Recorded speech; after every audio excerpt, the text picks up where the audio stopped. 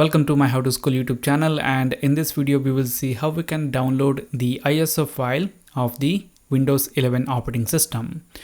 So the first thing that we have to do is we have to open up any browser installed in our computer. I have Microsoft Edge.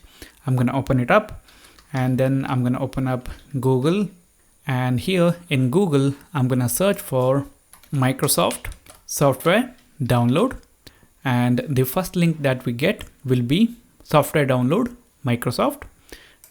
Click on that to open up the website, and here you guys can see the options to download the different operating systems. We will click on Windows 11, and here again you have multiple options. You can download the installation assistant, installation media, but if you scroll down, then you guys can see download Windows 11 disk image. Here click on this select download and select Windows 11. Here we are downloading the ISO file, and after that, if you want, you can read this before you start segment. Here I'm not going to do that. I'm going to click on download, and then here we have to select the product language. Again, click on choose one and select the language.